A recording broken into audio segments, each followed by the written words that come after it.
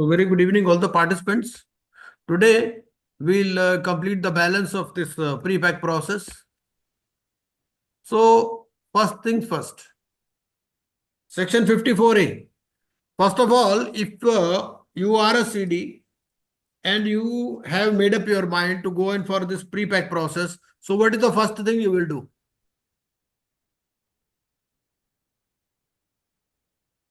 What is the first thing you will do? So first we will take Yes, please. first we will take the creditors approval, sir.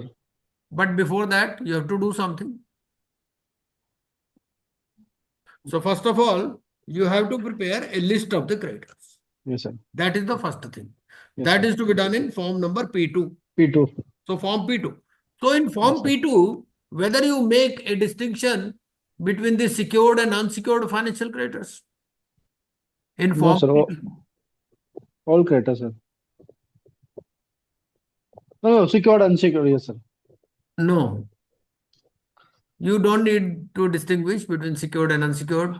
The only distinction you need to make is between the related and unrelated. Okay. If you see form P2, so you will find list of financial creditors, related, unrelated, operational creditors, related, unrelated, other creditors, related, unrelated.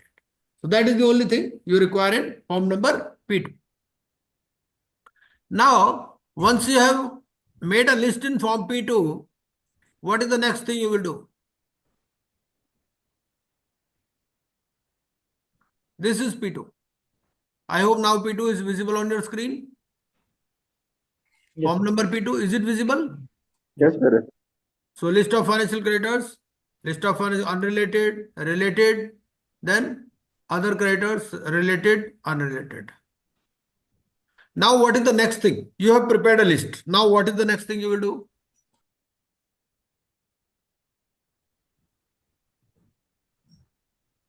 भाई कुछ करेंगे ना उसके बाद में क्या करेंगे? Sir IP appoint करेंगे. अभी आईपी आप थोड़ी अपॉइंट कर लोगे. आईपी तो No, क्रेडिट no, अपॉइंट कर. no, sir. So what is the next thing you will do? Take approval from the creditor. But before, how you will take? Whether you will call a meeting? Convene the Right. meeting of the creditor. Yes. Whether all creditors will be invited to the meeting? Unrelated. Unrelated. Whether unrelated, financial or operational or both? Both. नहीं. Unrelated. Unrelated financial creditors only. Financial creditor. आपको सिर्फ किसको बुलाना है? Unrelated operational creditors. Unrelated financial creditors. ठीक है. And what is the meeting time required? कितना meeting होना है उसका? 5 days, sir. 5 days, right? Yes, sir. ठीक है. So you will call a meeting 5 days. Whether you can reduce this notice period? इसको Yes, reduce sir. कर सकते हैं क्या? Yes, sir. यस. Yes. कितना कर सकते हो आप reduce? 24 hours. 24 hours. Okay.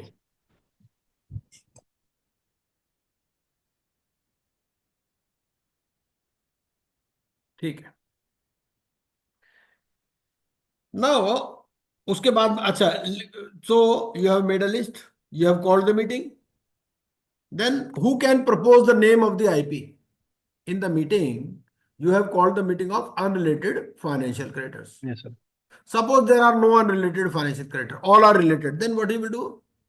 Operational creditor will. Whether all are unrelated?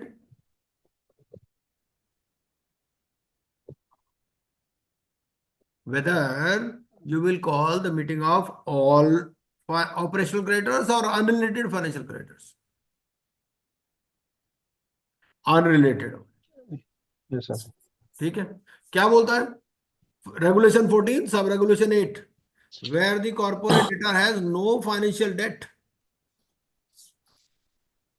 or where all the operational creditors or all the financial creditors are related parties.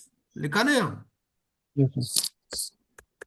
तो क्या कहता है? The applicant shall convene a meeting of operational creditors who are not related parties of the corporate debtor and provisions of sub regulation 1 to 7 shall spontaneously. Now, acha, now you have called the meeting.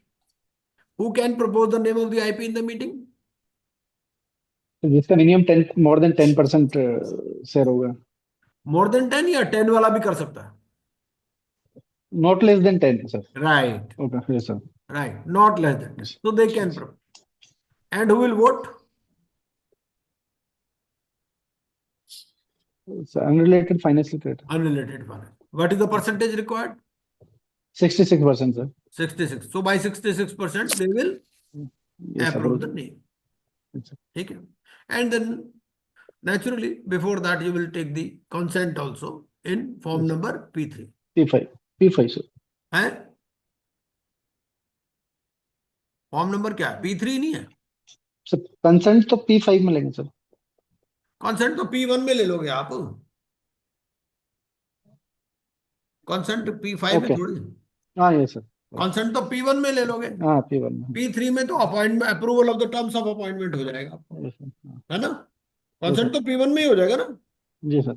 Yes, हाँ. sir. P1 is the written consent. हाँ, P1 is return. ठीक है. अच्छा. Now अब आपने you have finalise the name of the IP. Now what you will do? Declaration. ठीक है. अब ये जो डिक्लेरेशन है, this declaration is to be signed by whom? Declaration. Director और partner sir. Right. Whether all directors or majority? All. Sir 3/4 sir. No, all directors. P6 है ना? Yes sir. Declaration by directors. Declaration has to be done by the majority. ठीक है. Majority among the directors part.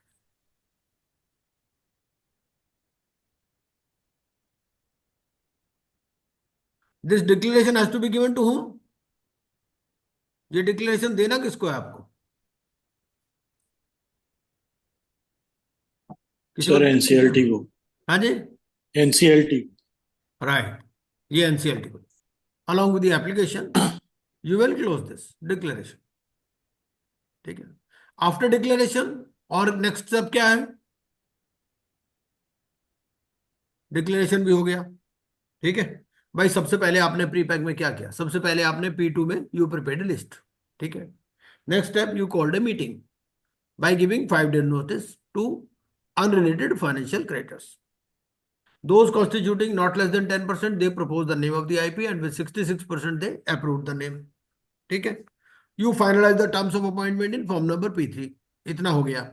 Then you made a declaration in form, कौन सा था form number? P6. P6. Declaration हो गया. Declaration के बाद में क्या होगा? Special resolution. Yes. Special resolution और रेजोल्यूशन है ना, वो भी है ना. Yes sir. और उसके बाद में क्या होगा? Then approval. Approval from unrelated financial creditors, वो भी है. ये जो अप्रूवल है ये कौन से फॉर्म में P4 सर. है? P4. हाँ yes sir. हाँ P4. तो P4 में आपने अप्रूवल ले लिया. ठीक है. And then you applied in form number 1. Form number 1 है ना, क्या है वो? नहीं sir. Application to adjudicating authority rules में है ना. फॉर्म नंबर 1 है ना, फॉर्म नंबर 1 रूल्स में है ना. हाँ रूल्स में. हाँ. फीस आपने दे दिया 15,000 रुपीज, है ना. और ये फॉर्म Yes, sir. नंबर 1 आपने साइन कर दिया. ये भी हो गया. उसके बाद में क्या करना है आपको? फिर नेक्स्ट स्टेप क्या होगा? Now the process has started. ठीक है. What is the time available with the adjudicating authority for approving or rejecting the application? 14 days sir. 14 days. Right. Yes, sir. Now suppose they have admitted the application. So what is Yes, the sir. next thing to be done? Public announcement sir. Public announcement. Okay. Public announcement in how many days? Sir 2 days sir. 2 days or 3 days? 2 days sir. इसमें 2 days उसमें 3 days sir. किसमें 3 days है? नहीं 2 sir. days, 2 days, sir. 2 days sir. Okay. Form number P9. P9 public announcement नहीं है Public actually. announcement. ये है form P9, है ना. हाँ. Basically it is not in papers. So form P9 is the form for public announcement, which is to be sent to the creditors of the corporate debtor. Okay. List is always available. List is already available. So based on the list, he will send it to the creditors. Okay. Now list of claims will be invited in form number P10. Form P10 is to be prepared by who? Form P10 कौन prepare करेगा इसको? CD करेगा sir. हाँ, it is to be signed by the CD. लिखा है CD और resolution and RP will update it based on the claims. ठीक है, चलिए ये भी हो गया. तो what is the next thing to be done? उसके बाद में क्या करेंगे? Invitation for resolution plan sir. No no no, No. अभी इनविटेशन अच्छा. कहाँ हो गया? अभी तो ये है कि इसका कुछ ड्यूटी है ना CD का. CD will do something. CD क्या करेगा? Claim announce. Oh, claim invite. Preliminary Correct. Information memorandum और Yes. बेस रेजोल्यूशन प्लान, ये देगा ना, ये है ना.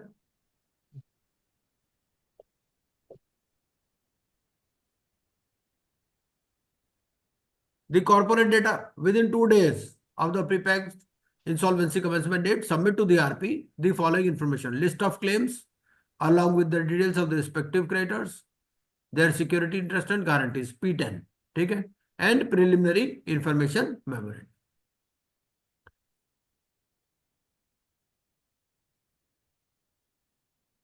Now based on this, 54H says the management of the affairs of the corporate debtor will continue to vest in the board of directors or the partners as the case. 54I. So committee of creditors has to be constituted within how many days? 7 days sir.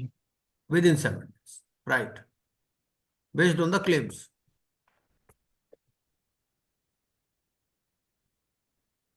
And first meeting has to be done within 7 days. 7 days. ठीक है. Whether the control can anytime come to the RP? The answer is yes. If there is a fraud. ठीक है.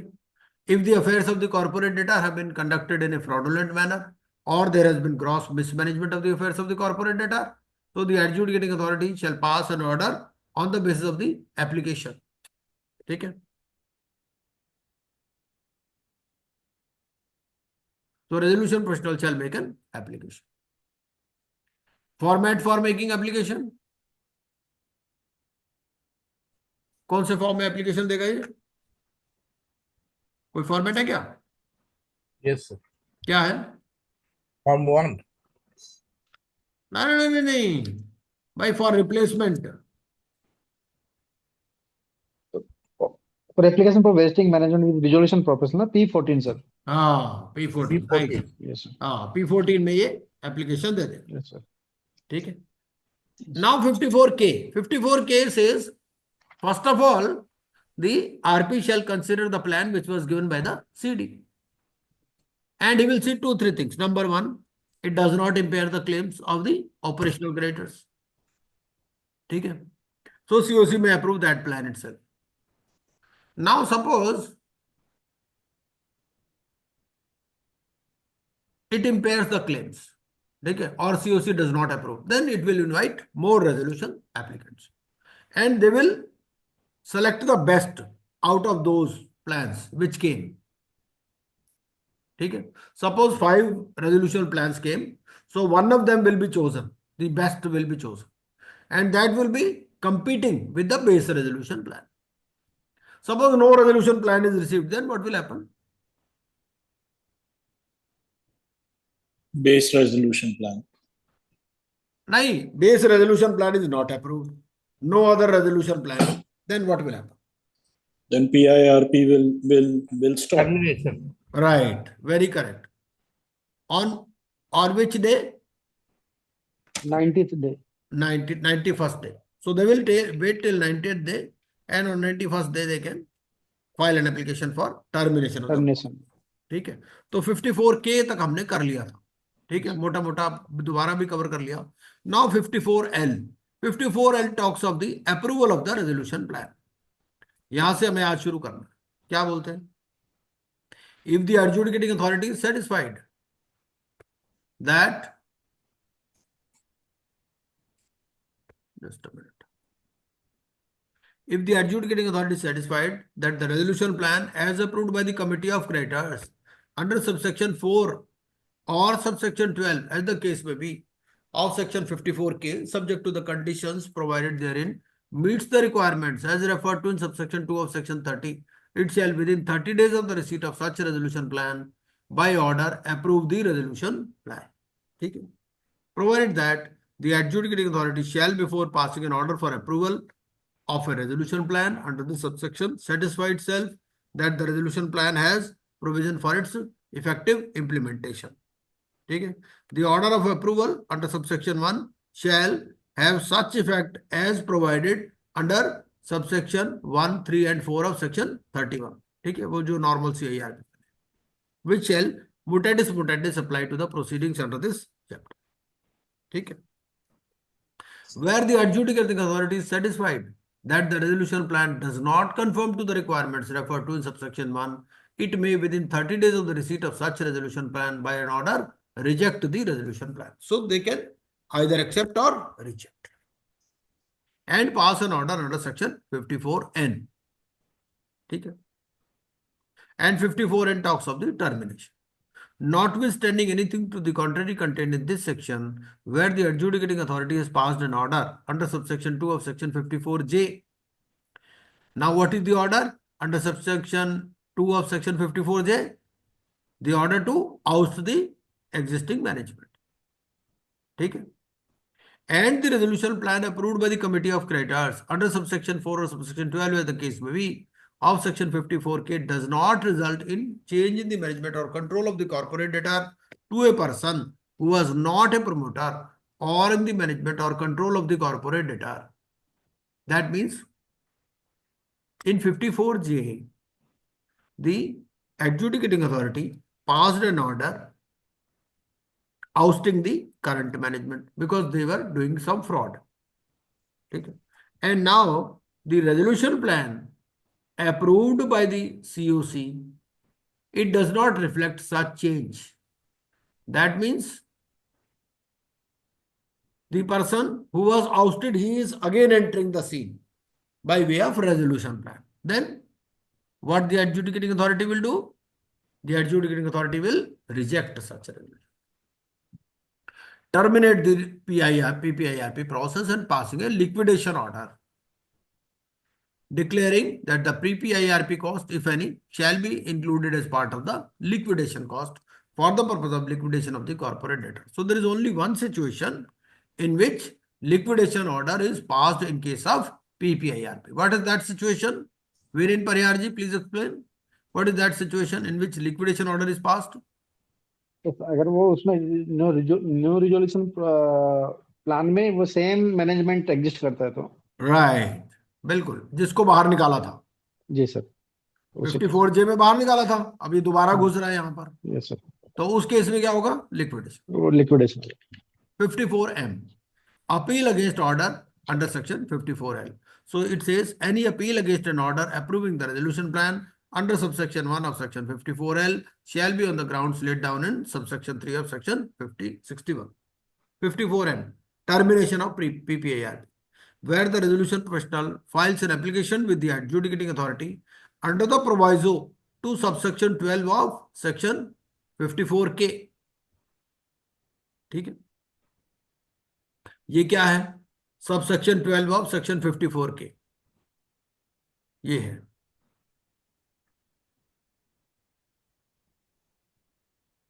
That means the resolution plan is not approved. तो first situation तो वो है. Second, under subsection 3 of section 54D, that means no resolution plan received. भाई proviso क्या है? Proviso में तो ये no resolution plan approved. Under subsection 3 of section 54D, no resolution plan received. The adjudicating authority shall within 30 days of such application by an order terminate the PPIRP, provide for the manner of continuation of proceedings PUFE as may be, where the resolution personal at any time after the PPIRP commencement date, but before the approval of the resolution plan under subsection 4 or subsection 12 as the case may be of section 54K, intimates the adjudicating authority of the decision of the COC. So that means if before the approval of the resolution plan, COC decides to terminate this process, so then also it can terminate the PPI, where the adjudicating authority passes an order under subsection. So what are the situations? First situation is no plan approved by the COC. Second, no resolution plan received. And third is where before the approval, COC decides. Okay. Provided that where the resolution plan selected for approval under subsection 11 is not approved by the COC, the resolution professional shall file an application for termination of the pre-pack in such form and manner as may be specified. Okay. Now, what is the form for termination? Form for termination क्या है? P13 sir. हाँ, P13. P13 को याद करने के लिए आप ऐसे कह सकते हो कि 13 is normally considered to be an inauspicious number, है ना? तो termination P13. The approval of the resolution plan under subsection 4 or subsection 12, as the case may be, by the committee of creditors shall be by a vote of not less than 66% of the voting shares after considering its feasibility and viability, the manner of distribution proposed, taking into account the order of priority amongst creditors as laid down in subsection 1 of section 53, including the priority and value of the security interest of a secured creditor and such other requirements as may be specified. Okay.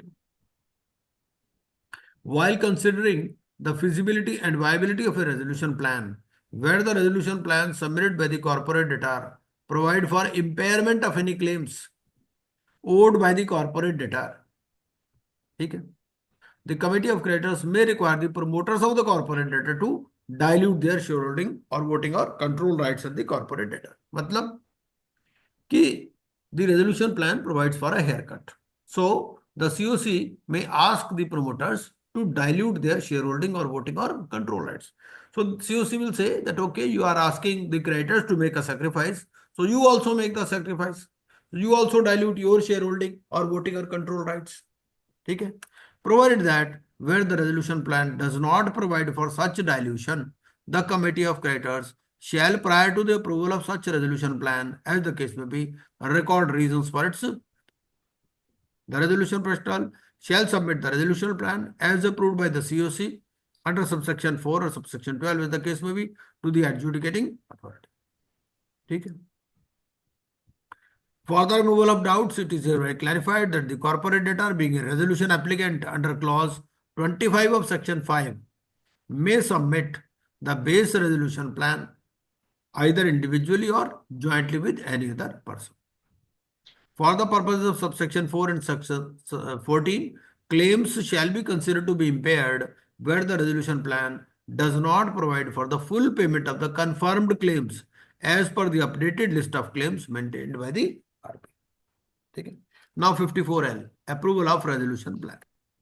If the adjudicating authority is satisfied that the resolution plan as approved by the COC under subsection 4 or subsection 12, as the case may be, of section 54K, subject to the conditions provided therein, meets the requirements as referred to in subsection 2 of section 30, it shall, within 30 days of the receipt of such a resolution plan, by order approve the resolution.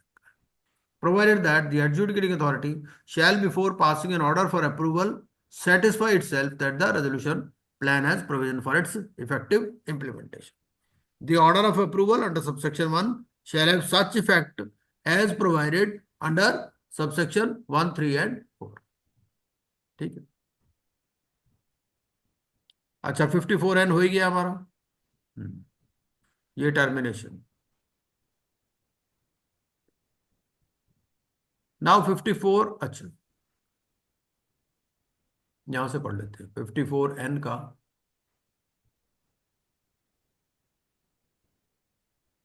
54O क्या बोलता है? Initiation of corporate insolvency resolution process. 0. O means 0. The committee of creditors at any time after the pre-pack commencement date, but before the approval of the resolution plan, by a vote of not less than 66%, may resolve to initiate a CIRP in respect of the corporate debtor, if such corporate debtor is eligible. So if such corporate debtor is eligible, that means the default 1 amount crore. is 1 crore or 1 more. crore. है ना, for CIRP. Notwithstanding anything to the contrary contained in chapter 2, where the resolution professional intimates the adjudicating authority of the decision of the COC under subsection 1, the adjudicating authority shall within 30 days of the date of such intimation, ठीक है,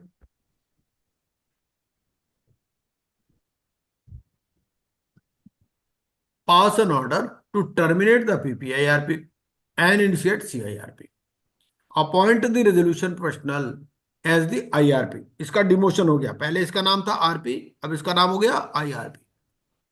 subject to the submission of written consent by such resolution professional to the adjudicating authority in such form as may be specified, and declare that the prepack cost if any shall be included as part of CIRP cost, ठीक है. And where the RP fails to submit the written consent, adjudicating authority shall appoint an IRP. ठीक है, by making a reference to the board for recommendation as provided under section 40. Now this shall be deemed to be an application under section 7.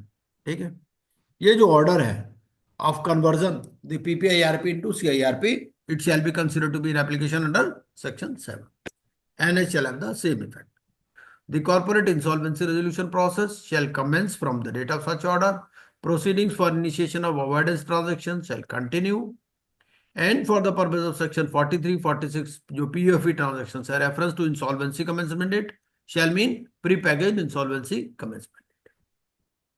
And in computing the relevant time or the period for avoidable transactions, the time period for the duration of the pre-packaged insolvency resolution process shall also be included, notwithstanding anything to the contrary contained in section 43, 46 and 50. तो वहां आपका time कब से count हो रहा है? Pre pack insolvency commencement, ठीक है. तो ये वाला जो पीरियड था आपका 90 डेज वाला, ये भी इसके अंदर काउंट हो जाएगा. 54P, applications of provisions of chapter 2, 3, 6 and 7 will apply. और उसके बाद में बोलता है provisions of chapter 2, 3, 6 and 7 apply. और इंसॉल्वेंसी कमेंसमेंट डेट वहां पर लिखा है तो उसको प्री पैक पढ़िए आप, ठीक है. रेजोल्यूशन प्रोफेशनल और IRP shall be construed as a reference to the RP. CIRP shall be construed as a reference to PPIRP, and insolvency resolution process period shall be construed as a reference to pre-packaged insolvency resolution process period. तो ये हमारा पूरा PPIRP खत्म. कुछ regulations हैं, regulations को हम दोबारा से एक बार डिस्कस कर लेंगे. वो डिस्कस करेंगे रेगुलेशंस को हम अपनी केस स्टडी के साथ में. अभी केस स्टडी देख लेते हैं, तो केस स्टडी के साथ में इसको डिस्कस कर एक बार एक केस स्टडी निकाल देते हैं PPIRP की, उस पर करते हैं. Let me share case study on this.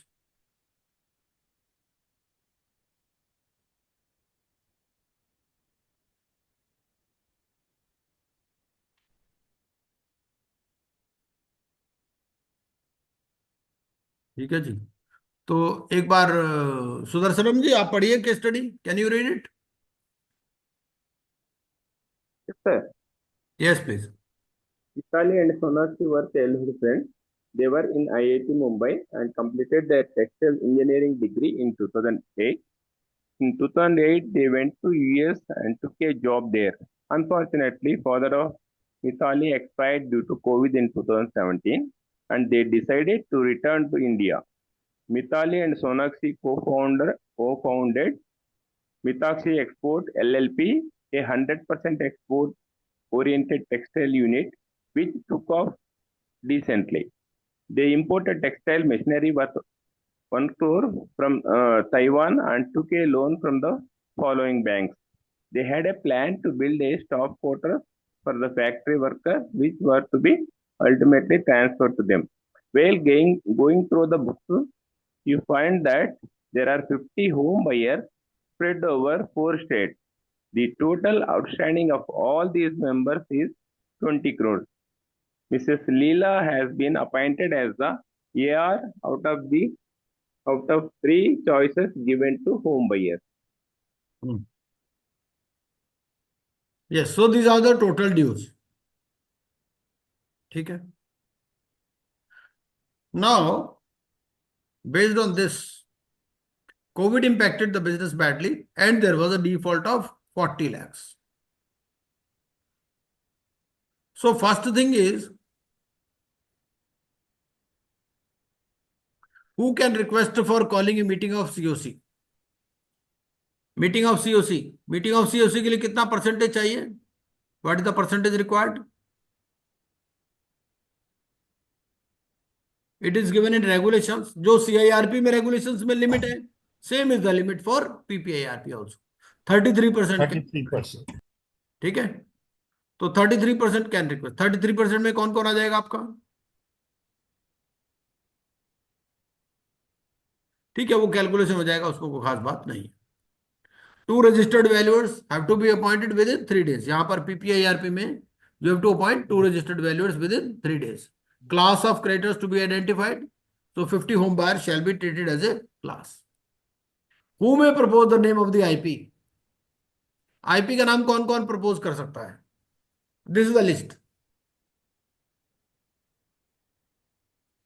First question, whether they have taken unsecured loan from designated partners also. ठीक है. तो whether these designated partners can propose the name? No, sir. Why? Related party, no, sir. Right. So आपका unrelated Yes, sir. financial creditors only can propose the name. Whether other financial creditors can propose the name?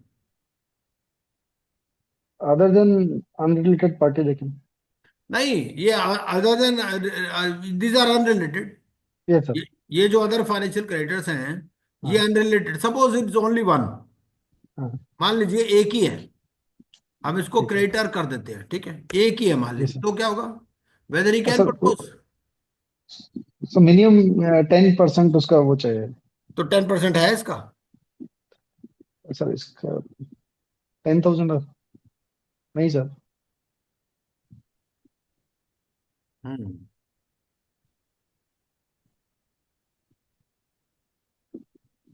अच्छा, अभी ये भी बताइए कि ये जो 10% है, किसका लेना है आपको? टोटल का लेना? 10,000 का लेंगे या 7,000 का लेंगे? 7,000 सर. है ना? 7,000 का लेना है ना? 7,000 का लेंगे ना? जी सर. तो 7,000 का तो 10% हो जाएगा फिर अगर फिर हो जाएगा. हाँ जी सर. है ना? इफ इट इज हो जाएगा सर. हाँ. financial creditor,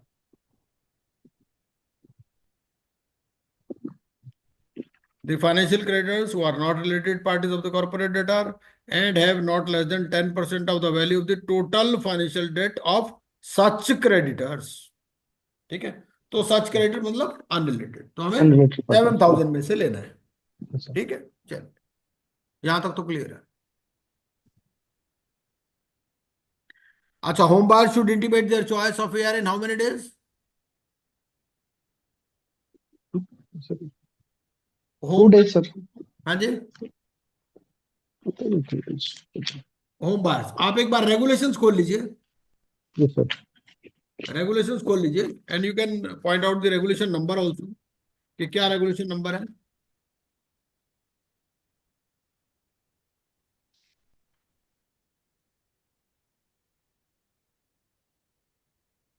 So 34 sir.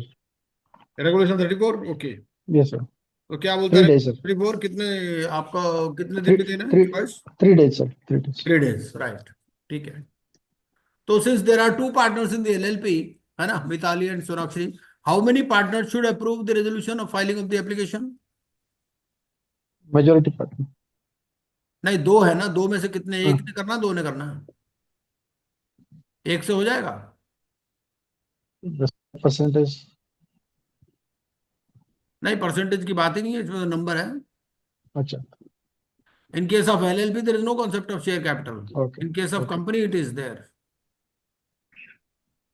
है ना? दोनों चाहिए सर फिर तो। दोनों, बिल्कुल। और क्या, दो है तो दोनों चाहिए, तीन है तो Yes, दो हो सकते हैं। yes, sir. Declaration in form P6, declaration in form P6, 51% majority चाहिए, 75% चाहिए, स्पेशल मेजोरिटी चाहिए, क्या चाहिए? फॉर्म P6 में जो डिक्लेरेशन है वो कितने लोगों ने साइन?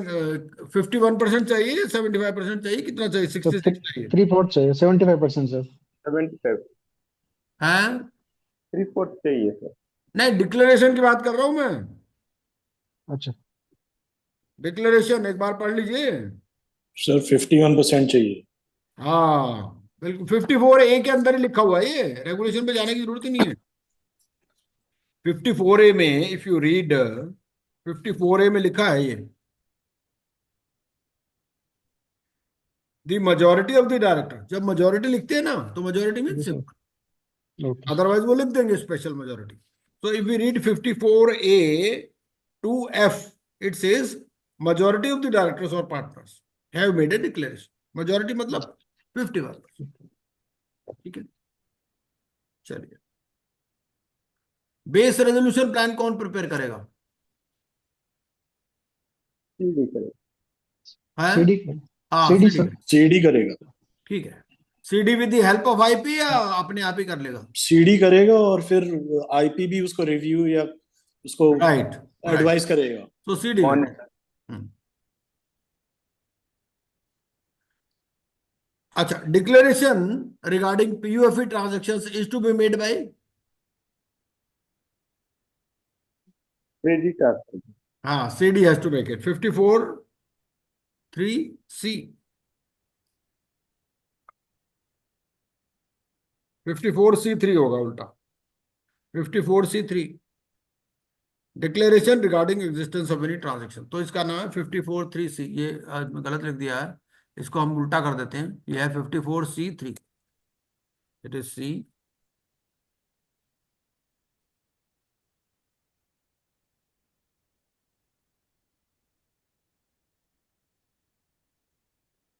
देन C, ये है। ठीक है जी।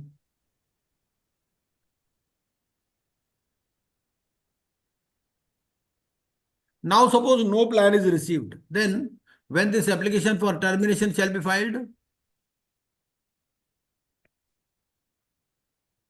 Suppose no plan was received, so the answer will be given in 54(D)(3). 54(D)(3) says the application has to be filed on 91st day. Any form? Form का फॉर्म नंबर क्या है इसका? P30। P30, very good. Who is the appointing authority of RP in case of prepack? Appointing authority कौन है? CD है, corporate applicant है, financial creditors है, educating authority sir. Right, adjudicating authority. ठीक है ना? Yes, sir.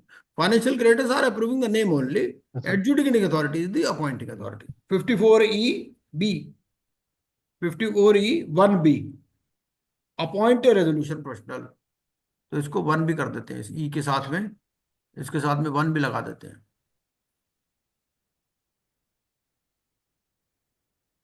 ई के साथ में 1 लग गया। अब 54(E)(1)(B, लिस्ट ऑफ क्रेडिटर्स कौन प्रिपेयर कर रहा है? List of creditors CD sir. CD कर रहा है सीडी सर। प्रिपेयर कर रहा है, बिल्कुल। Yes, sir. 54(G)(1)(A, 54(G)(1) अगर ये पढ़े हम तो क्या बोलता है? लिस्ट ऑफ क्रेडिटर्स और regulation 14, one of the home buyers had assigned his debt in favor of his relative. Assignment of debt is possible. So what documents are to be given by the board, both the parties to the RP? क्या क्या document देने हैं आपको? देखिए, इसमें एक बात ध्यान रखिए। In case of, suppose one creditor is assigning his debt to another creditor, ठीक है? पहली बात, nature of debt will not change, ठीक है? This is the first thing to remember. Second thing, the details of the assignor are already with the RP, है ना। जो assign कर रहा है उसका नाम तो पहले से रिकॉर्ड में है ना, तभी तो वो अपना डेटा असाइन कर रहा है। तो हमें क्या करना है, आइडेंटिटी ऑफ द असाइनी देनी है and terms of such transfer. ठीक है ना, बहुत सिंपल है। असाइनर का तो है ही पहले ही से उसके पास नाम है ना। Now, so a person in whose favor the debt exists, he is assigning it to another. So there are two things we must remember. Number one, nature of debt will not change. Suppose an operational creditor has assigned his debt in favor of a financial creditor. So still that financial creditor will remain operational creditor to that extent. Okay? And then terms of such appointment or transfer and identity of the assignee are to be given. This is given in regulation number 23. Preliminary information memorandum. Who is to prepare it? CD, sir. CD. CD. CD in consultation with RP.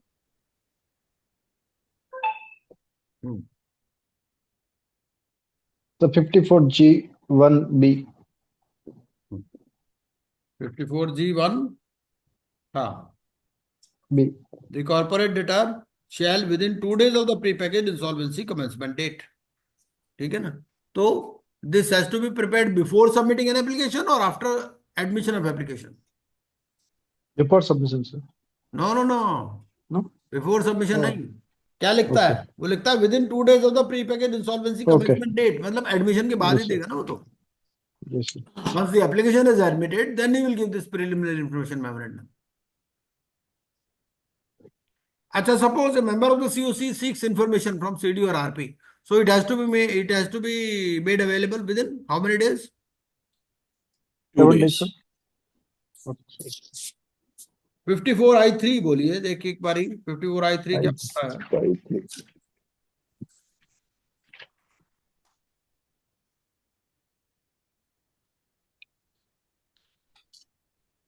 The provisions of section 21 except subsection 1.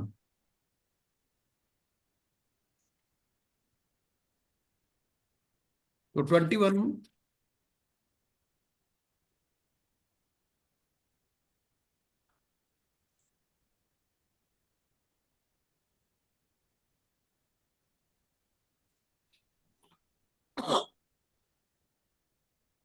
7 days, sir. इसमें।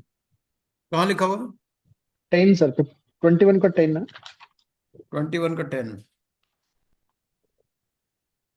The resolution professional shall make available any financial information. हाँ, ठीक है, right, with in 7 days. 7 days. ठीक है, तो ये हो गया हमारा 21 का 10. 21, 10. Very good.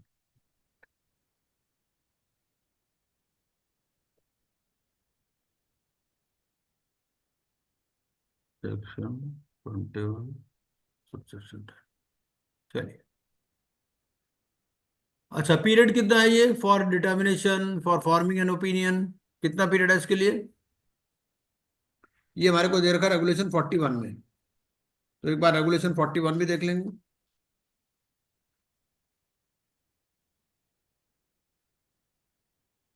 रेगुलेशन 41 क्या बोलता है?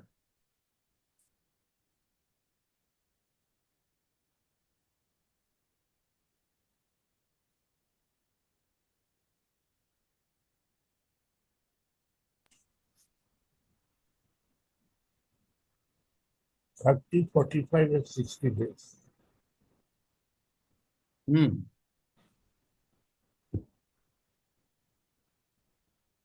ये 30, 45 एंड 60 डेज, ये हमें ध्यान में रखना है क्योंकि ये थोड़ा सा डिफरेंट है उससे. वहां 75, 115 115, एंड 130 130. है ना.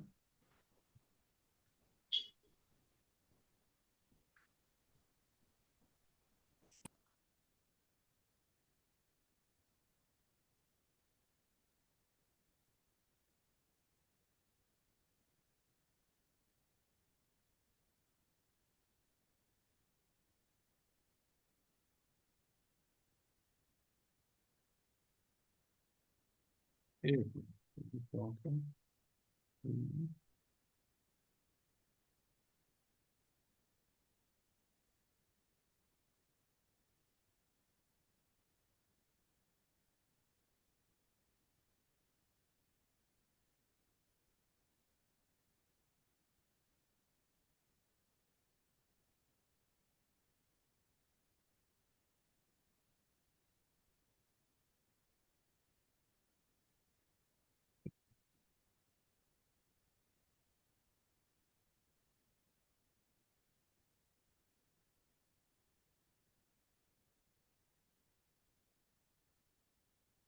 Mr. Solanki, suppose a claim is omitted, ठीक है, because basically this P2 and P10, both the lists are prepared by the CD only. So suppose somebody's claim is omitted, then who can be held responsible?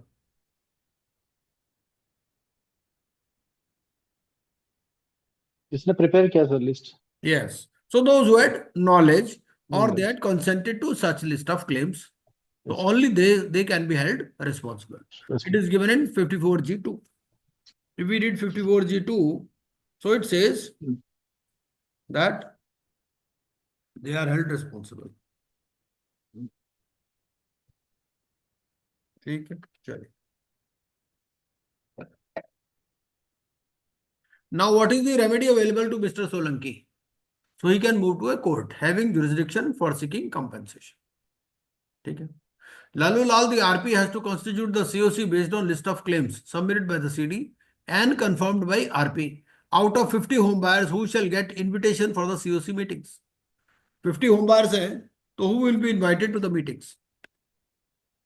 AR sir. AR on behalf of 50 home buyers. The COC has to be constituted within how many days? 7 days sir. 7 days. Who can request for calling a meeting of the COC? 33%. 33%. ठीक है. During PPIRP, COC observed that management of the LLP is being grossly mismanaged and the affairs of the LLP have been conducted in a fraudulent manner. So by what percentage the COC can resolve to vest the management of LLP with the RP? 66% sir. 66 or not less than 66? Not less than 66. Not less than 66. हाँ. Yes sir. क्योंकि उसको भी पता है कि भाई Yes, sir. 66 तो सबको पता है, तो वो थोड़ा सा और उसको करने की कोशिश करेगा. 2/3 मेजोरिटी 66, तो आपको Yes, sir. Not less than 66 ध्यान में. What are the steps required to be taken by the RP after resolution by COC with not less than 66% majority? इसको मैं और थोड़ा क्लियर कर देता हूं. Is passed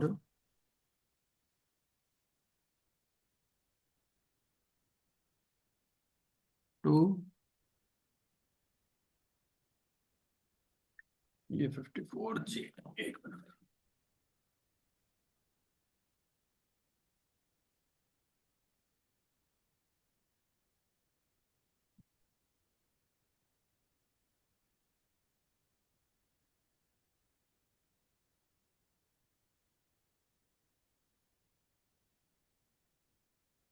Vesting the management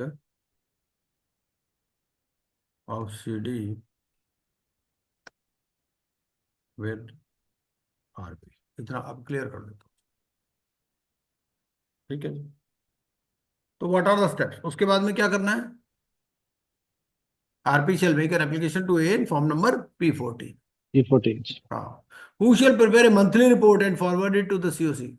monthly report किसको बनानी है? RP को बनानी है. RP को. आरपी नहीं बनानी है, CD को बनानी है in consultation with RP. Okay. Okay. ये आप देख लीजिए, रेगुलेशन 50 सब रेगुलेशन 3 क्या बोलता है? The corporate debtor in consultation with the RP. ये ध्यान रखना है आपको, बिकॉज सीडी के पास सारी पावर है इसमें. Yes sir. तो CD in consultation with RP. ठीक है. रेगुलेशन 50 सब रेगुलेशन 3 का लिखता है, the corporate debtor in consultation with the RP shall prepare a monthly report and forward it to the members of the committee with the following details. ठीक है. Who is responsible for filing TDS, IT, GST returns? CD sir. इसमें CD. CD. हाँ. Yes. तो 54H subsection 54HC. 54HC अगर आप देखें तो 54HC क्या बोलता है?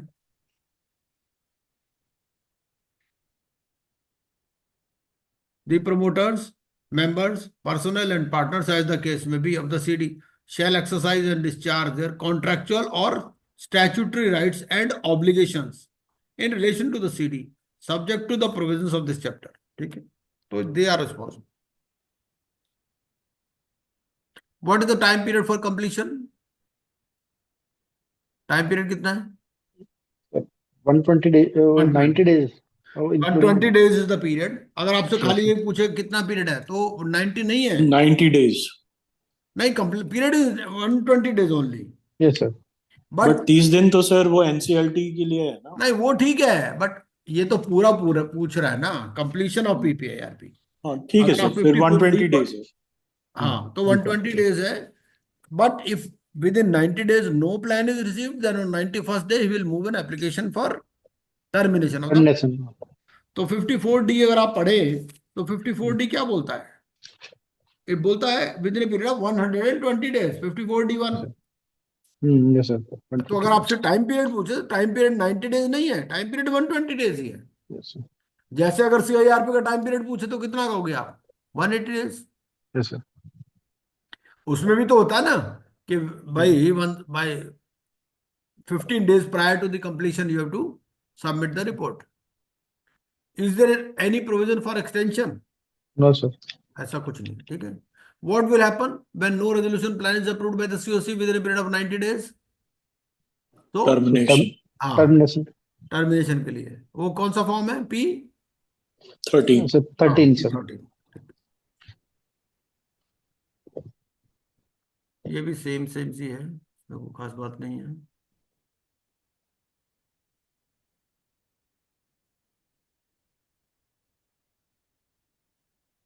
दिस ये आप देख सकते हो, इसमें कोई खास बात नहीं है. ये वाला हमने कर भी लिया था ना, ये किया था ना हमने कैलकुलेशन. Yes, sir.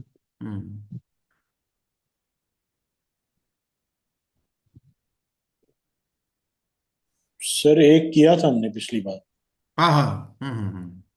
अच्छा, ऐसा होता है कि कई बार ना वो पूछ लेता है कि जैसे ये वाला केस देखिए. Amit is an insolvency professional. His friend Ram Prasad, who is an industrialist, approaches him to guide him to come out of the financial troubles Ram Prasad has got into. Ram Prasad has set up a unit in Haridwar by the name of RP Industries Limited. Investment in plant and machinery is 25 crores.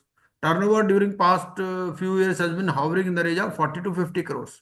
Paid up capital is 1 crore. RP Industries availed a loan of 25 crores which is in default. So in this case, suppose it is a corporate MSME. ठीक है, RP Industries is MSME. So what are the options available to RP Industries? CIRP में जा सकता है क्या?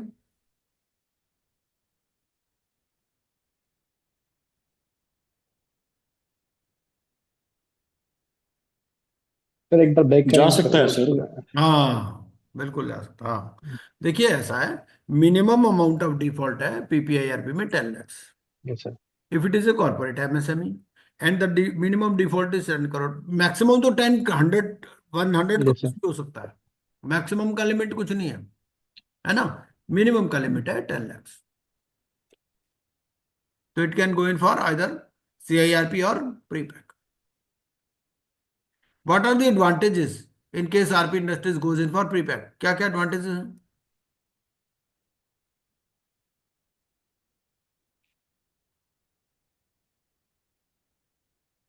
भाई prepack में advantages क्या क्या है? कंट्रोल रहता है Sir, सर उसके पास, control. मैनेजमेंट कंट्रोल उसके बोर्ड के पास रहता है. राइट. और उसके अलावा all of the Sir. above. Yes, so it can prepare a base resolution plan, है ना. It can avoid public announcement also. Yes. Priority of activities. What are the precautions to be taken? What are the precautions to be taken? Can a base resolution plan contain a provision that okay, there will be a haircut of 20% to operational creditors? ऐसा हो सकता है क्या? Operation creditor का नहीं हो सकता sir. हाँ, so there can be no haircut to operational creditors. Then eligibility under section 29 has to be checked. ठीक है. Provision for payment of PPARP cost should be there, and there should be no contravention of law and provision for implementation and supervision. आपका ये बात कहाँ लिखी गई है? Regulation 45 में. तो इफ यू सी रेगुलेशन 45, तो रेगुलेशन 45 में ये सारी कहानियां लिखता है इसकी.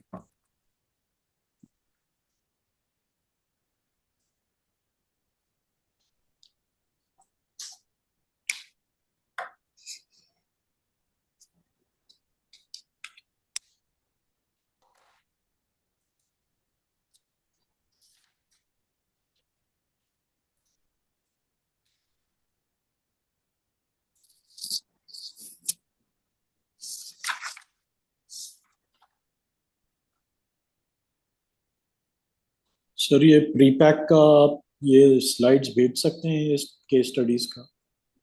हाँ, क्यों नहीं, क्यों नहीं, ये आप ही के लिए है. थैंक यू ये सर. तो मैंने ग्रुप में डाला हुआ है. सर इस दोबारा ग्रुप में भी डाल दीजिए. दोबारा डाला है जी. ये वाले ग्रुप में भी डाल दीजिए सर. मैं डाल देता हूँ, बिल्कुल बिल्कुल बिल्कुल. तो दो ही ग्रुप में जा रहा है ना इसका इनविटेशन, तो है ना.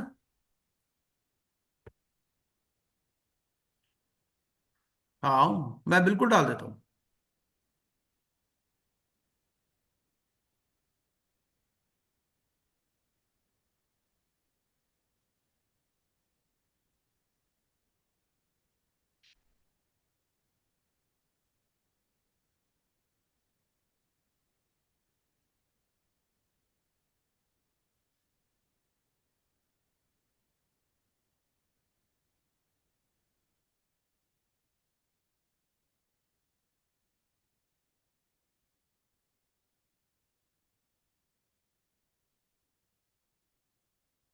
एक बार ये भी देख लीजिएगा.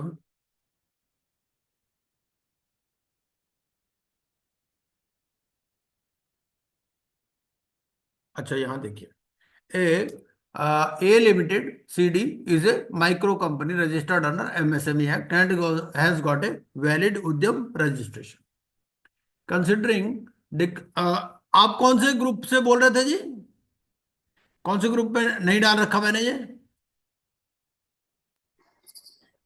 सर मेरे को पता नहीं है, मेरे पास जो मैसेज आता है अपने फोन में मैं उसी हिसाब से लॉग इन कर रहा हूँ.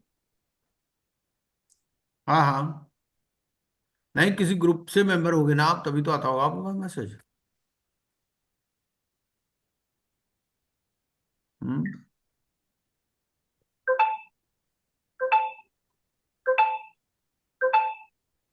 सर जनवरी 25 बैच. हाँ हाँ हाँ हाँ, बिल्कुल ठीक है, सही है. कोई नहीं, ठीक है, मैं डालता हूँ. पहले भी डाल रखा है मैंने, बहुत पहले से डाल रखा है, और फिर डाल दूंगा, कोई बात नहीं. यहाँ पर थे हम लोग. ठीक है जी. A Limited is a micro company registered under MSME Act and has got a valid Vidyam registration. Considering declining demand in UK and therefore liquidity crisis, the CD planned to go in for pre-pack and chose Mr. P as resolution professional. COC was duly formed.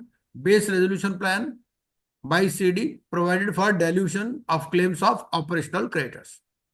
ठीक है. COC provided an opportunity to CD to revise the base resolution plan. COC later decided to seek more plans. P was able to get to 2 more plans. ठीक है. But none of them was significantly better than the base resolution plan as per the laid down criteria. P initiated improvement process and plan of CD got the highest score. However, COC was not impressed and did not approve the resolution plan. ठीक है. तो ये हमारा case study है. In view of this, please attempt the questions. पहला, was COC justified in giving opportunity to CD to revise plan despite dilution of claims of OCs? ठीक है. तो भाई इसका जो प्लान था, इसमें क्या दिया होता है इसने? इसके प्लान में डायल्यूशन था ऑफ क्लेम्स ऑफ ओसीस. अच्छा तो क्या उसके बाद में अपॉर्चुनिटी कह सकते हो उसको?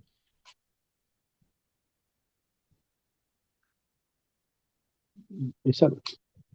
ये आपको आंसर मिलेगा 54K में. 54K अगर आप पढ़ोगे तो आपको आंसर मिल जाएगा इसका. यस 54K क्या बोलता है? 14 में सर। नहीं, 14 तक जाने की जरूरत नहीं, शुरू में मिल जाएगा। क्या बोलता है?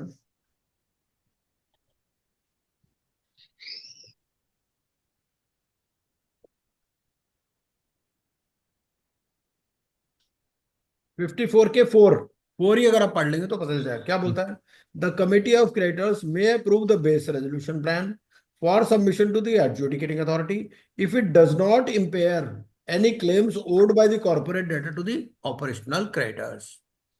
ठीक है, कोई डाइल्यूशन नहीं होना चाहिए, तभी अप्रूव करेंगे। अब इसमें तो डाइल्यूशन था, लिखा है ना डाइल्यूशन, तो वाज सीओसी जस्टिफाइड?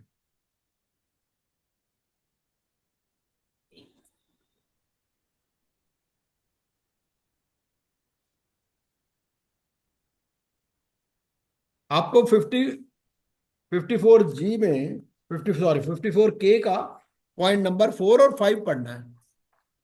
तो अगर आप 4 और 5 पढ़ेंगे तो क्या बोलता है? 4 और 4 में बोलता है the committee of creditors may approve the base resolution plan for submission to the adjudicating authority if it does not impair any claims owed by the corporate debtor to the operational creditors. ठीक है, तो इसका मतलब क्या होगा?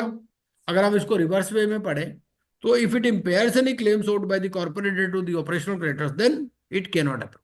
ठीक है, एक तो ये हो गया।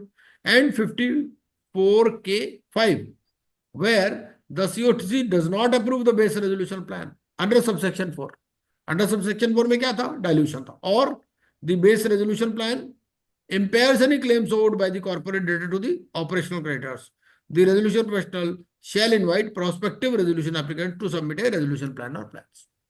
ठीक है, तो in case of dilution COC may ask the RP to invite more resolution। ठीक है, ये आंसर होना चाहिए इसका। Answer is B. ठीक है, sub section 2, 4 and 5 of section 54 की अभी जो बात कर रहे थे हम लोग। सेकंड। तो सर हाँ एक क्वेश्चन था। हाँ तो इसका मतलब ये हुआ कि जो बेस रेजोल्यूशन प्लान अगर सिग्निफिकेंटली इम्पेयर करता है ऑपरेशनल क्रेडिटर्स का, हम हाँ, उसको we don't throw it out of the window, we are then inviting the prospectives right right and then we will take the final call कि right base के साथ कंपेयर भी करना है कि नहीं राइट, करना। बिल्कुल ठीक है, बिल्कुल ठीक है, बिल्कुल सही, you are very correct, but we cannot accept it. हाँ, वो एक राइडर है, बट हम राइट, उसको उठा के फेंक नहीं रहे हैं। नहीं नहीं मीन्स नहीं नहीं नहीं उसने फेंक। उसने इम्पेयर किया है तब भी हमने साइड में रखा है, उसको थ्रो नहीं किया है। हाँ बिल्कुल ठीक है, बिल्कुल very correct, your understanding is perfect. So will ask the RP to invite more resolution। Next is,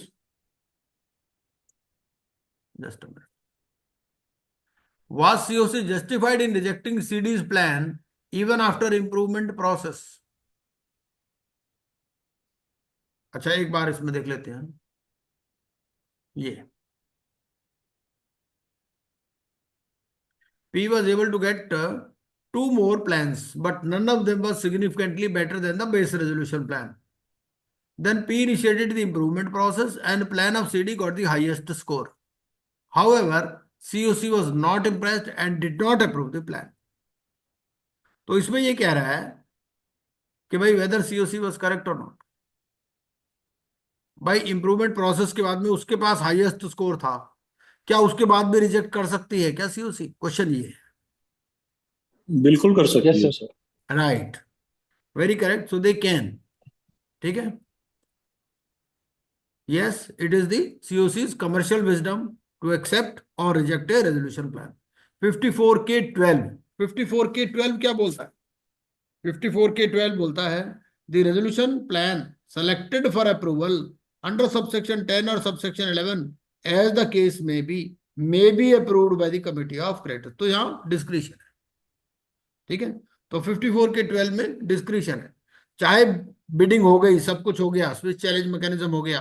ठीक है, एक हाईएस्ट, उसका हाईएस्ट बिडर भी आ गया, उसके बाद भी सीओसी के ऊपर है, पावर है। What is the action by P once CoC rejects the plans, एक बार सीओसी ने रिजेक्ट कर दिए तो एक्शन क्या लेगा पी? टर्मिनेशन कैसे होगा तो सारे प्लान क्या? राइट, तो इनमें से ऑप्शन क्या रहेगा? D sir. No no consider हाँ, तो P should file an application for termination of PPIR termination. With adjudicating authority, है ना? तो कौन सा एप्लीकेशन था इसके लिए? 13 सर, P13। ठीक है, प्रोवाइजो दिया होगा 54K subsection 12, which form is use for filing termination of PPIRP? P13 ये तो अभी पढ़ ही लिया हमने, P13, ठीक है। Please share your views on the applicability of 29A(C) relating to NPS given, NPS to the given case. 29A(C) जो है अप्लाई होगा या नहीं होगा पीपीआईआरपी में? भाई 29A में है ना बहुत सारे क्लॉजेस, ABCDEFGHI ऐसे, तो क्या 29A(C) एप्लीकेबल है या नहीं है पीपीआईआरपी? एनपीए है जी? होगा सर, सेम। नहीं होगा, Not applicable. Not applicable. हमें कहां पढ़ना है इसको? इसका आंसर मिलेगा सेक्शन 240 कैपिटल ए में। सेक्शन 240 कैपिटल ए पढ़ लीजिए एक बारी, क्या बोलता है section 240 capital A? Section 240 capital A बोलता है application of this code to MSME, notwithstanding anything to the contrary contained in this code, the provisions of clauses C and H of section 29A shall not apply to the resolution applicant in respect of CIRP or PPIRP of any micro, small and medium enterprise। ठीक है, अगर जो CIRP या PPIRP चल रही है किसकी? MSME की, तो 29A(C) and H are not applicable. ये कहां लिखी है बात? सेक्शन 240 कैपिटल है, ठीक है।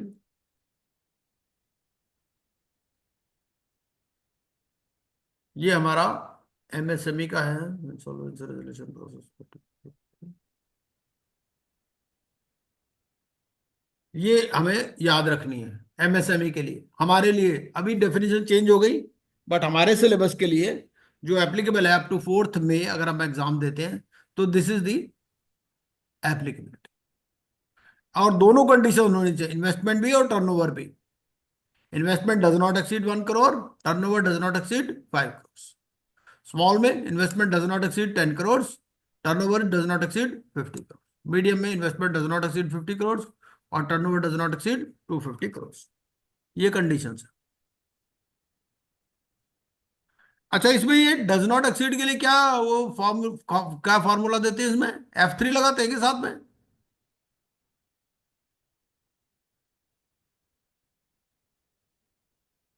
फंक्शन के साथ में F3, ऐसा है क्या? चलिए कोई बात, ये भी होगा। और एक्सपोर्ट में ये फिर आपकी टर्नओवर काउंट नहीं होगी। तो पीपीआईआरपी तो हमने कर ही लिया, मेरे हिसाब से कंप्लीट। पीपीआईआरपी में तो और कोई खास बात है नहीं। अब हम जल्दी से फास्ट ट्रैक भी कर लेते हैं। 54 तो हो गया हमारा, अब 55। सेक्शन 55 क्या है? 55 to 58 फास्ट ट्रैक क्या है ना, तो 55 to 58 भी एक बार कर लेते हैं। क्या बोलते हैं सेक्शन 54, 55 to 58? उसमें ज्यादा नहीं है।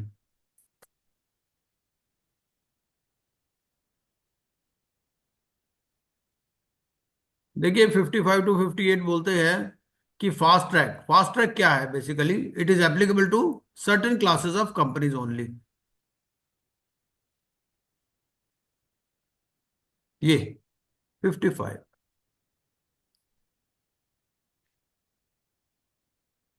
ये क्या बोलते हैं? फास्ट ट्रैक कॉर्पोरेट, ये नजर आ रहा है ना आपको स्क्रीन पर? Yes sir. Section 55। So it says a corporate insolvency resolution process carried out in accordance with this chapter shall be called as fast track insolvency resolution process। ठीक है, तो फास्ट ट्रैक में क्या है? An application for fast track may be made in respect of the following corporate debtors. पहला, a corporate debtor with assets and income below a level as may be notified. तो इसके लिए क्या करेंगे, वो कहते हैं कि हम एक नोटिफिकेशन इशू कर सकते हैं, ठीक है।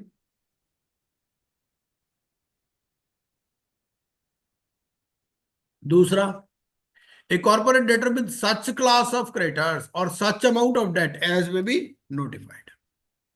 और तीसरा, such other categories of corporate persons as may be notified, ठीक है।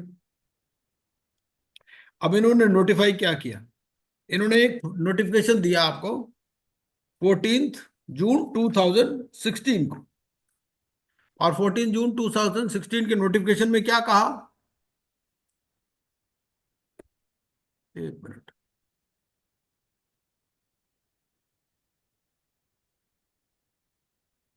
मैं ना इसका फास्ट ट्रैक वाला ही निकाल देता हूँ, वो ज्यादा अच्छा रहेगा।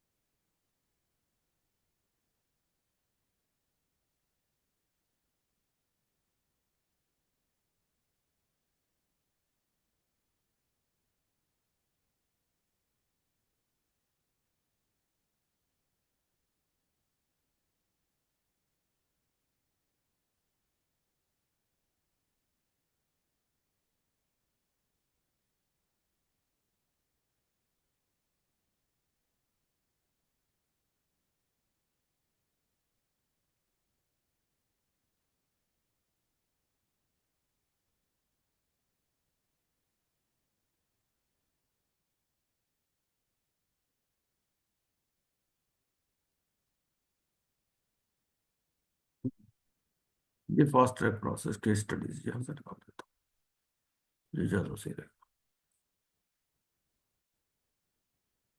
ये है, ठीक है। तो इसमें इन्होंने क्या कहा, इन्होंने कहा भाई देखो हम नोटिफाई कर देंगे 55 में, whether any such notification was issued, the answer is yes. उन्होंने क्या नोटिफाई किया, एक तो बोल दिया स्मॉल कंपनीज, ठीक है। तो 55 में, जस्ट अ मिनट,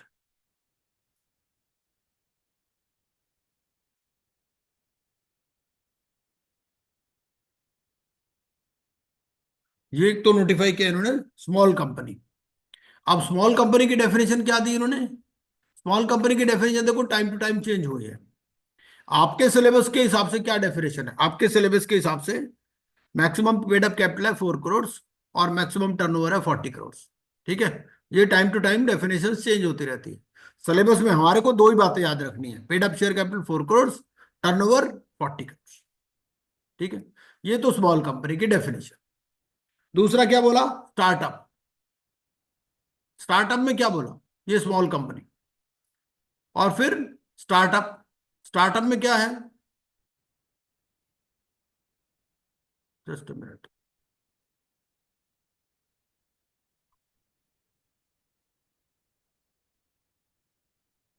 ये हो गई स्मॉल कंपनी। अब स्टार्टअप, स्टार्टअप में क्या डेफिनेशन है, this is the definition of startup.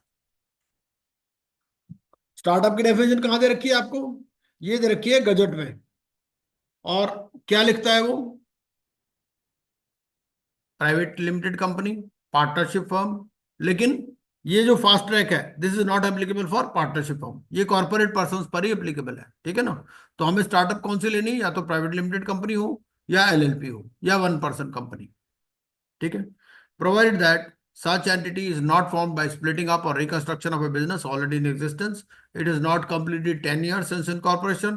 Its turnover for any of the financial years has not exceeded 100 crore rupees. तो ये सारी डेफिनेशन ऑफ स्टार्टअप है, ठीक है। या तीसरा क्या बोला, एन अनलिस्टेड कंपनी, ये स्टार्टअप का मैंने नोटिफिकेशन भी डाल दिया इसके अंदर, ठीक है जी। और फिर तीसरी बात क्या बोली, unlisted company, an unlisted company with total assets as reported in the financial statement of the immediately preceding financial year not exceeding ₹1 crore। तो 3 टाइप की कंपनीज इसके अंदर आ जाती हैं फास्ट ट्रैक में। कौन कौन सी? सबसे पहले स्मॉल कंपनी। स्मॉल कंपनी क्या है? 4 crore 40 crore, 4 crore paid up capital, 40 crore turnover. फिर startup, startup company other than a partnership firm, or unlisted company with total assets not exceeding ₹1 crore. तो ये 3 टाइप की कंपनी फास्ट ट्रैक में आ गई। मोस्ट ऑफ द प्रोसेसेस जो CIRP वाले हैं वो यहां पर भी लग रहे हैं, ठीक है। अब ये तो हो गया।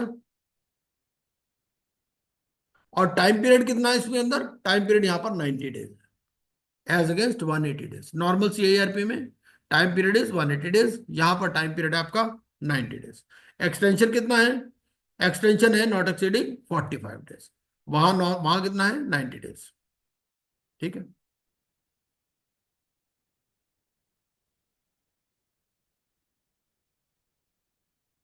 अच्छा, और ये 55 हो गया, 56 में ये हो गया।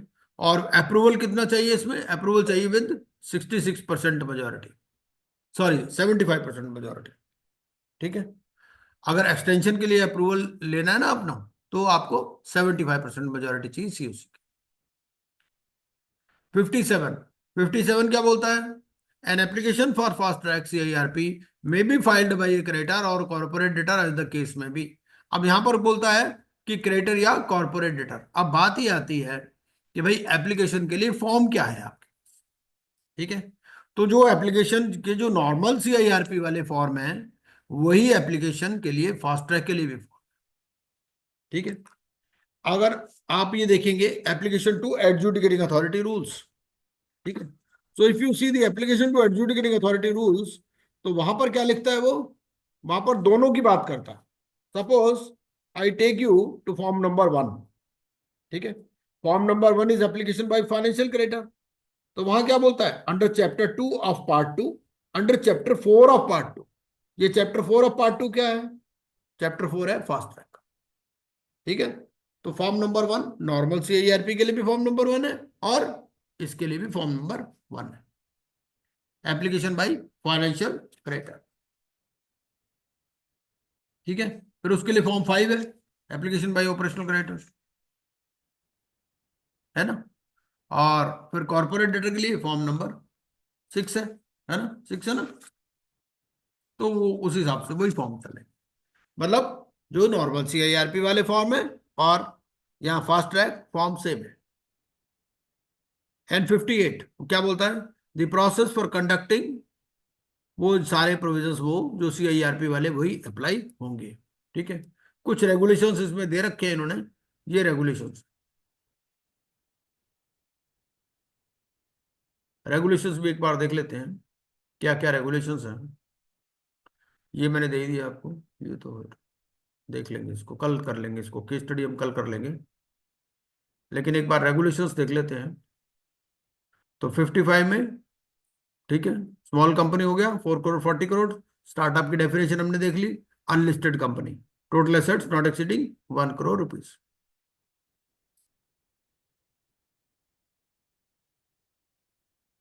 Time period 90 days, extension 45 days, vote of 75%।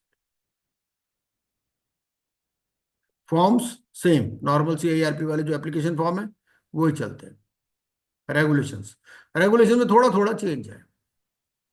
क्या क्या चेंज है?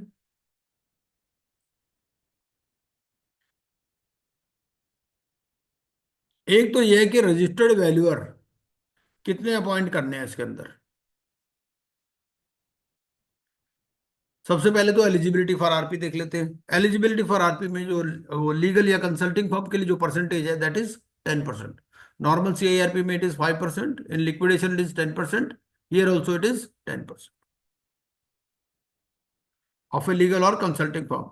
तो आप Viren Parihar ji, can you give an example of this? कि suppose you are a resolution professional, ठीक है, you are a chartered accountant also, ठीक है, you are having your own consulting firm, the turnover of your consulting firm is say 50 crore, ठीक है, and now you are doing consultancy of the firm XYZ limited, ठीक है। अब XYZ limited से आपको मिल रहे हैं 5 करोड़, ठीक है। Mister Viren Parihar is a chartered accountant. He is running his own consulting firm. Turnover of his consulting firm is 50 crores and he is getting 5 crore rupees from XYZ Limited. So the question here is whether he can be appointed as RP of XYZ Limited. The answer is no. क्या बोलता है? Has not been an employee or proprietor or partner of a legal or consulting firm which has or had any transaction with the corporate debtor amounting to 10% or more of the gross turnover of such firm at any time in the preceding 3 years. और 3 years में क्या होगा? ये year wise है या total 3 years का total है?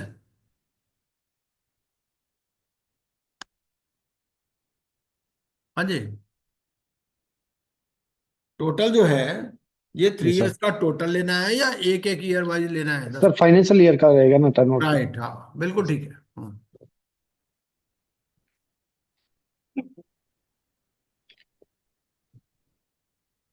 Public announcement के लिए immediately means not later than 3 days, ठीक है। फॉर्म ए के अंदर पब्लिक अनाउंसमेंट होगा। The applicant shall bear the expenses of the public announcement, which may be reimbursed by the committee to the extent it ratifies them, and the expenses on the public announcement shall not form part of the fast track process costs. Claim by operational creditors form B, claims by financial creditors form C. Quickly देख सकते हैं इसको, claim bye workman form D, और अगर AR है तो फिर उस केस के अंदर फॉर्म ई, other creditors form F,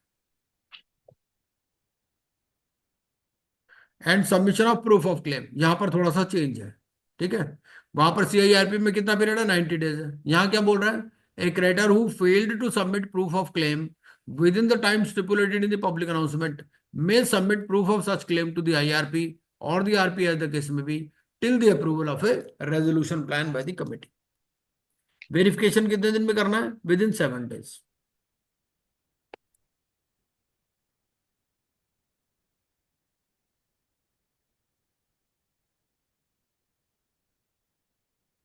claims कितने दिन में इनवाइट करने हैं आपको?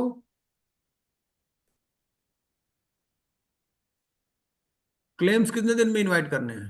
10 days, ठीक है, from the date of appointment of the IR। Within 7 days he has to verify।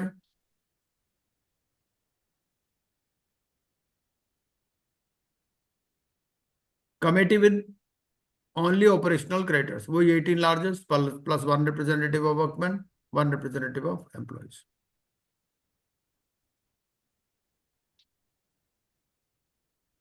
Filings by the IRP. The IRP shall file a report certifying the constitution of the committee to the adjudicating authority on or before the expiry of 21 days from the date of his appointment. ठीक है। Now, based on the records of the CD and claims, if the IRP is of the opinion that the fast track process is not applicable to the CD as per the notifications, ठीक है, he shall file an application to the adjudicating authority along with the report in sub regulation 1 to pass an order converting the fast track to CIRP। तो अगर उसको लगेगा भाई fast track applicable नहीं है, क्योंकि फास्ट ट्रैक पर्टिकुलर सिचुएशंस में ही applicable है, जो मैंने बताई आपको 4 करोड़ 40 करोड़ स्टार्टअप, है ना, या फिर ये assets, total assets do not exceed 1 crore rupees. तो अगर फास्ट ट्रैक एप्लीकेबल नहीं है तो वो नॉर्मल CIRP में कन्वर्ट कर देंगे। और मिनिमम डिफॉल्ट कितना है फास्ट ट्रैक में? मिनिमम डिफॉल्ट में कोई चेंज नहीं, मिनिमम डिफॉल्ट वही है 1 करोड़।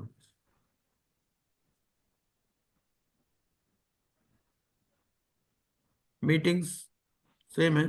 नोटिस फॉर मीटिंग्स इसमें not less than 7 days notice चाहिए।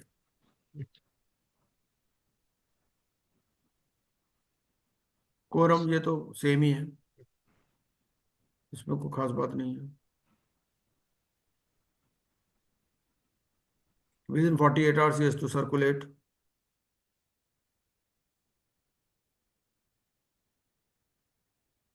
Appointment of registered valuer. Within 7 days of his appointment, he has to appoint one registered valuer. ठीक है, जैसे CIRP में 2 है 3 है, इस तरह से यहाँ पर एक ही करना है.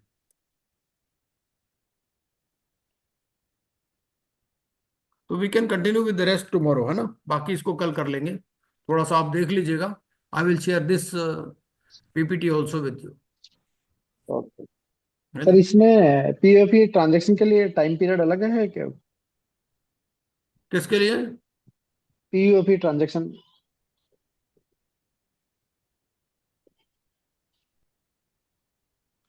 भाई इसमें कुछ लिखा नहीं है इसके बारे में. अच्छा.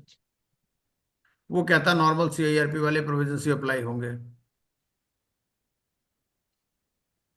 बट एक बार दोबारा देख लेंगे इसको भी, मैं भी देख जी लूंगा, सर. है जी ना. सर. हाँ, और ये मैं ना आपके साथ शेयर भी कर देता हूँ.